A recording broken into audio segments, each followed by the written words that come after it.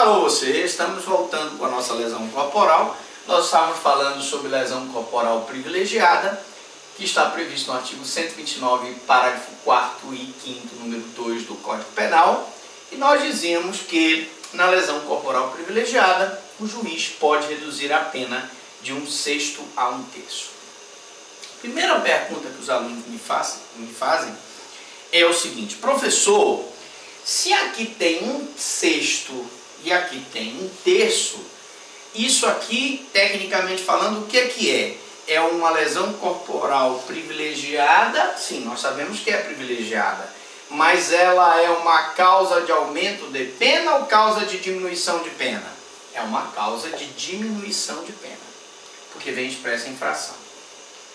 Segunda observação e segunda pergunta que me fazem: professor Franklin, qual o critério que ele utiliza, o juiz, para diminuir entre 1/6 e 1/3?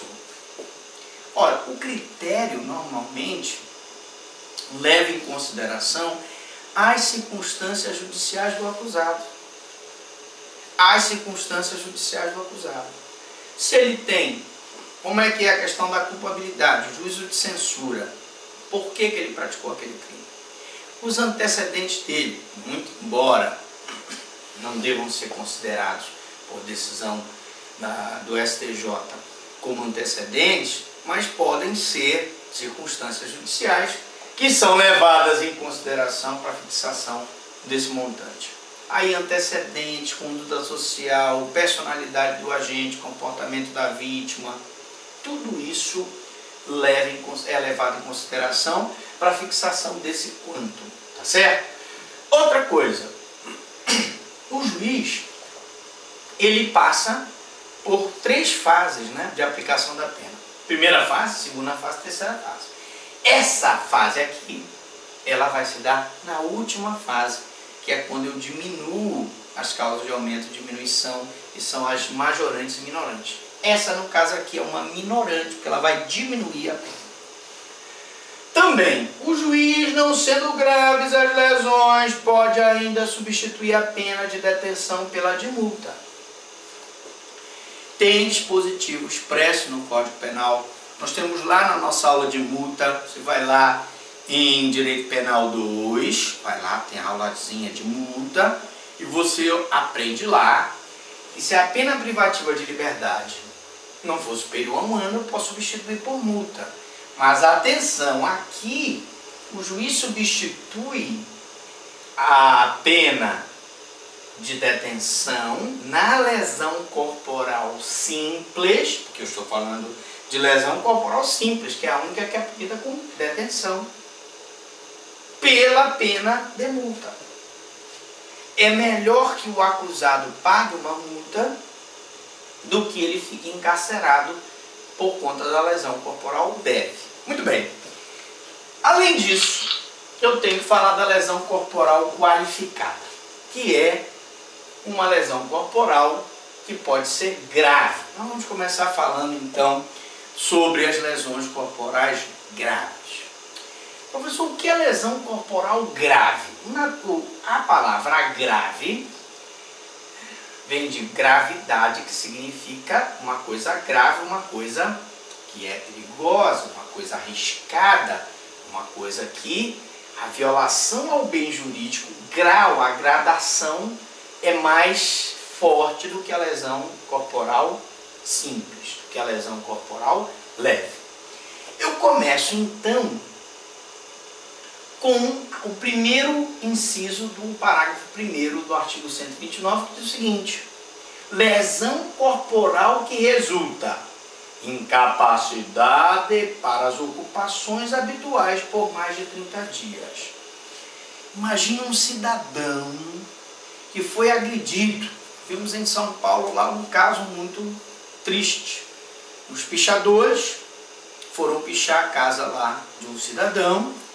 Esse cidadão foi tentar impedir que os pichadores pichassem o seu muro, foi agredido violentamente por esses pichadores.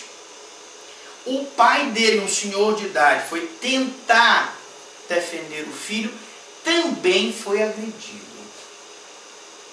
Ora, o filho morreu, homicídio.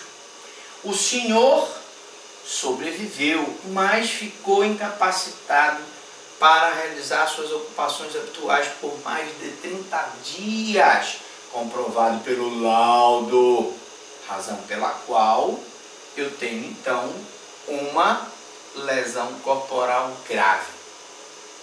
Outro, perigo de vida. Muito bem, professor, como é que seria o perigo de vida? O cidadão foi agredido numa festa. Eu fiz um júri em breves, em que o cidadão, ele estava numa festa, tinha uma rixa com outro cidadão, e esse cidadão então veio, pegou uma faca, deu uma facada bem aqui, numa artéria que fica aqui, perto do músculo aqui da coxa.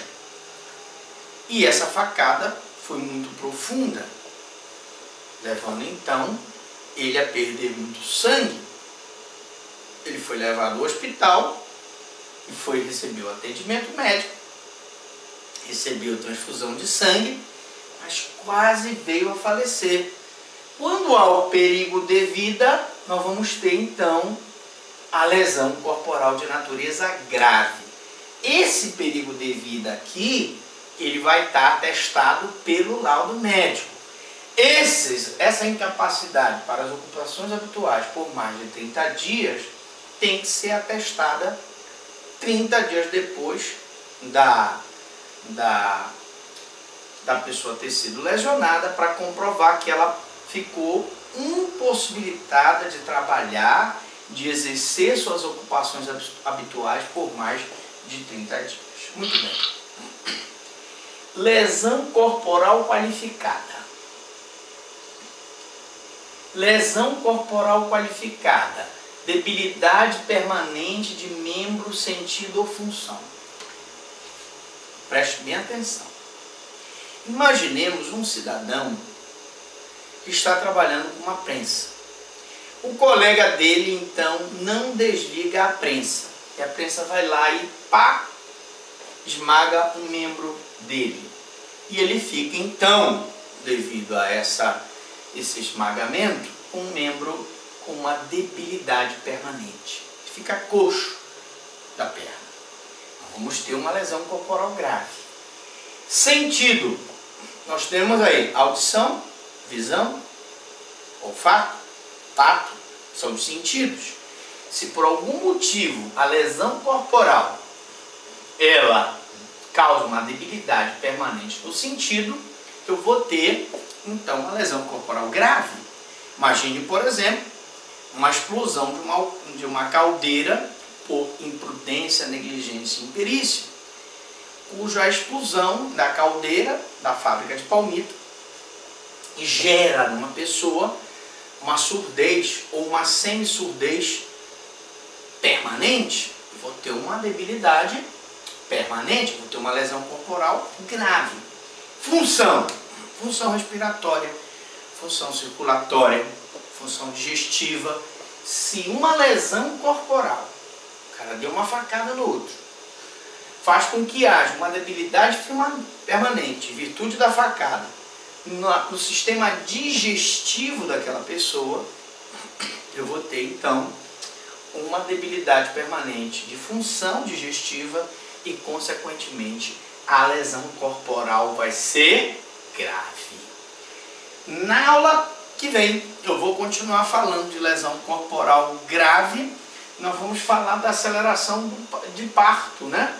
Aceleração de parto, da pena, e vamos continuar falando de lesão corporal. Volto daqui a pouco, não perca depois dos comerciais.